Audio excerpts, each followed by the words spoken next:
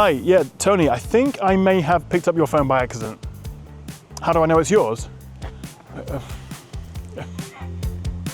We've literally just started the year, but already we have a big phone launch, and this is the new POCO X7 series, including an Iron Man edition.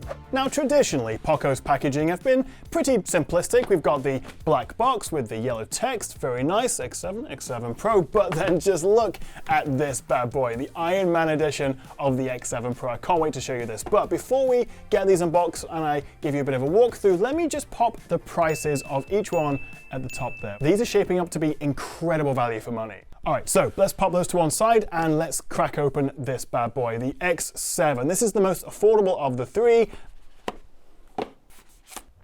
Okay, I'm gonna have to come clean. I may have already unboxed this because I couldn't wait to try it and get it all set up. So this is my poor attempt at repackaging it, although it is useful because you can see some of the key specs there. Dimensity 7300 Ultra chip, 50 megapixel main camera, which actually is the same main camera as you get on the Pro and Iron Man versions, IP68, and a large 5110 mAh battery. And have a look at that. This is the vegan leather material, which I absolutely love because it doesn't pick up smudges or fingerprints. And I can imagine if you take this to a pub garden in the summer, the bees are gonna love it. 3 cameras in total. We've got a 50 megapixel main, 8 megapixel ultra wide, and a 2 megapixel macro. Dual speakers. We've got the SD card at the bottom, dual physical SIM, no eSIM. And also we're getting what they're calling this dual 3D curved design. So you can see the screen just falls off the edge there a little bit, and also it curves around the back there, so it has a sort of tapered design. Elsewhere we get some paperwork, the usual, a protective rubber case, and then finally a 45-watt power adapter, and also a USB-C to C charger. Very nice. All right, and then we have its slightly fancier brother, the X7 Pro. Let's open this up. And it's quite a big step up in terms of specs. MediaTek 8400 Ultra, a 6000 mAh battery, so much bigger battery with faster 90-watt hypercharging, similar screen specs, and also a similar 50 megapixel main camera. The main upgrades with this are the beefier chip and the much bigger battery, and also some extra software features, which I'll show you a little bit later on. Now, I'm not going to say that the black version is boring. I wouldn't go that far, but certainly it's a little bit more subtle. It does also come in slightly more eye-catching green and yellow options as well. But I do quite like this more minimalist design with what they're calling a deco racetrack shaped design on the back here, with sort of two-tone, 50 megapixel main and 8 megapixel ultra-wide, and once again a 120Hz AMOLED, although this guy can get a bit brighter than the regular X7. We do also get a protective case in the box and some paperwork, but unfortunately with the X7 Pro, at least this variant of it, no power charger or adapter. And finally, let's open Mr. Stark's phone. And I hope Tony doesn't mind us using it. We've got some little sort of behind the scenes story there printed on. What's this? Is that the SIM ejector? Yeah, it is. Look at that. That's the SIM ejector. Quite like that. Technical drawings of the suit. Unfortunately, the suit does not come with the phone. That is sold separately. Let's get this out. So exactly the same specs as the X7 Pro, just with this unique design and theme, plus also a different launcher and icons. And it has this almost 3D effect to his helmet here in the middle. We've got a glossy texture there. Everything else is matte, which kind of gives it a dual tone look. We've got this red tint around the camera lenses, red button on the side. Tony Stark has even signed it himself. How kind of him. I'll pull this out. And then this unique Avengers-inspired case, which covers the corners, but also still lets you see that design on the inside. What do you think of that? We do also have a color-coordinated USB-C cable in the box, but sadly, no power adapter to go with it. It's a BYOC. I love making these videos because while everyone else and their dog is getting excited about the Galaxy S25 Ultra and really expensive flagship phones, POCO comes along with these genuinely very good phones with more flagship specs than you'd probably expect. I mean, we're talking 120Hz AMOLED displays, new much faster chips, 5G, IP68, we get Android 15 with some pretty nifty new AI tools. The cameras have been upgraded, we get ridiculously good battery life, like maybe the best I've ever tested, especially on the Pros, all for under $400 or so. Not too shabby. So let me show you the X7 Pro first, and of course everything I say about this also goes for this, because while the Iron Man edition has this fancy box and unique design and an icon pack and themes, fundamentally they are the same phone, and they're powered by the new MediaTek Dimensity 8400 Ultra chip. Now this is actually quite a big upgrade, as like their latest flagship chip, the 9400, they've gone with an all-big core design. We're talking 41% faster multi-core performance and 44% lower peak power usage, 24% faster graphics, while also using 42% less power. We've got a big boost in AI, a new camera ISP, and updated connectivity. Still Wi-Fi 6 though, no 6E or 7 unfortunately. Obviously there are some areas where they have had to compromise to keep the price down. But it's pretty remarkable for a sub $400 phone to be able to play the likes of Genshin Impact and Honkai Star Rail at high settings with a smooth frame rate. And it's not just down to this new chip, because we also have a dedicated game turbo app and POCO's own in-house game optimization with Wild Boost 3.0. So for example, in PUBG, it can smartly manage the brightness levels, the power consumption, the heat management to give you a better, smoother average frame rate. And importantly, that goes for longer gaming sessions as well, giving you that sustained performance. Wild Boost 3.0 can also improve your connection stability as well as reduce lag and enhance the audio. It's all designed to give you a better gaming experience. Plus, the X7 series has a new 3D ice loop cooling system, which separates vapor and liquid for better heat dissipation, and this system is 3 times more effective than traditional vapor chambers. So no complaints at all about performance. We have the new chip that comes with up to 12 gigs of RAM and a very healthy 512 storage. We have the 120Hz refresh rate, the faster touch responsiveness, and of course we have Android 15 with Xiaomi's latest HyperOS 2 software running on top.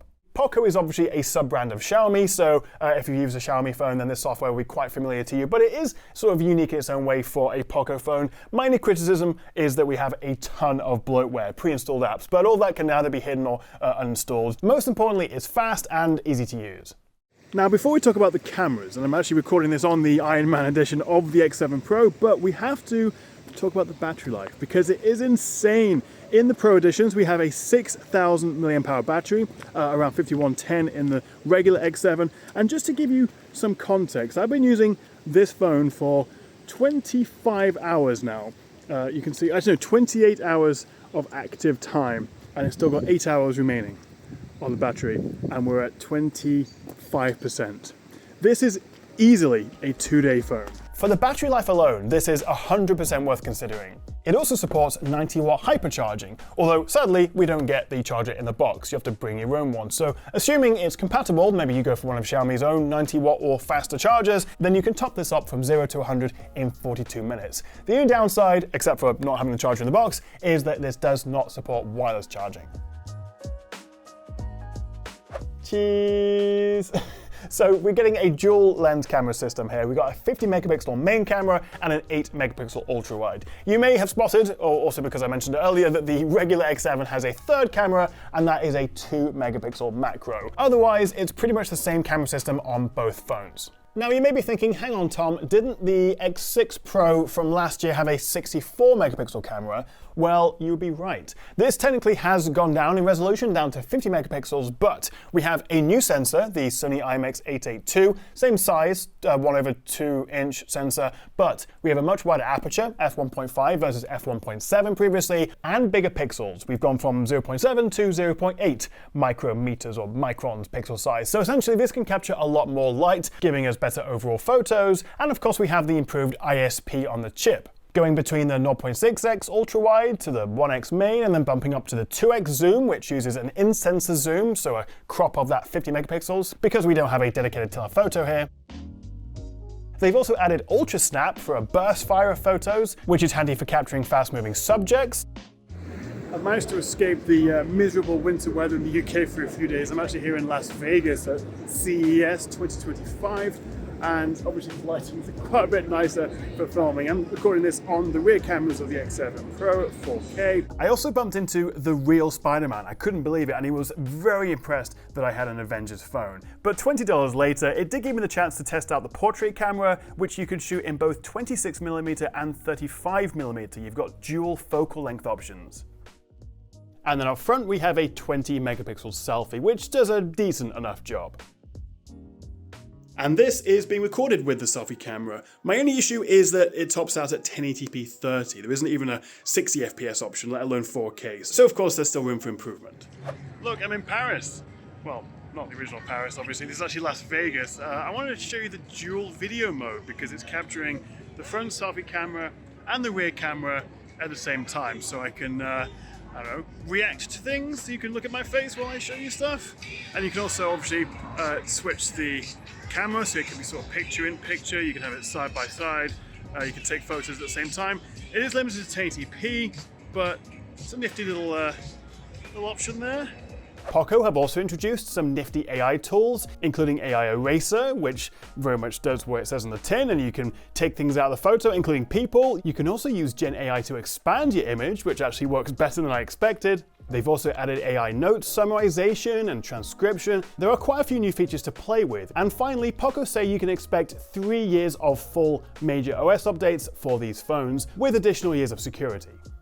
So that's the X7 Pro, but the question is, should you go for the regular X7 or pay a little bit extra for the 7 Pro? Well, if you can, I would say it's probably worth going for the X7 Pro. The main upgrades are the much bigger battery and the more powerful chip. If you are gaming or you're video editing or doing more demanding, intensive stuff and you're a bit more of a quote-unquote power user of your phone, then you'll definitely appreciate the Pro version. But there's actually quite a lot similar between them. Almost exactly the same camera system, as I say, except for that extra macro lens. Identical screens, more or less, 6.67-inch, 120Hz AMOLEDs, although the Pro's brightness is a little bit higher. Both can be spec'd with up to 12 gigs of RAM and 512 storage.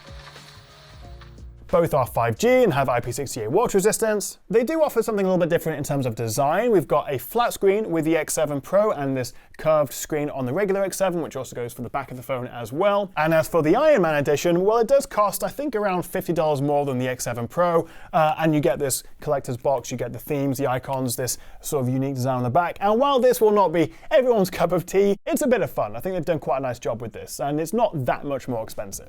So I've been using these guys for a couple of weeks now, and very impressed so far in terms of the battery life, overall performance, and just value for money. Of course, there are some compromises they had to make to get this price. We have Wi-Fi 6, no 6E or 7. There's no wireless charging. The selfie camera tops out at 1080p 30. There's no 4K there, unfortunately. The cameras on the whole are decent, if obviously not flagship level, but you can't really expect that for the price. And I suppose it would have been nice if there had been an eSIM option with this, although you do have the dual physical SIM. So certainly it's not a perfect phone. There is no such thing, but at the end of the day, you have to come back to that price. If you fancy checking these out, I'll leave a link in the description below. Any questions as they're falling out of my hands, then drop a comment, and I'd love to hear what you make of the new X7 series. For me, just the value for money of these phones is just nuts, especially when you consider that you could, I don't know, get 3 of these for the price of a regular flagship phone. Thank you so much for watching, guys. If you enjoyed the video, a cheeky like and subscribe would be lovely, and I'll see you next time right here on the Tech Chat.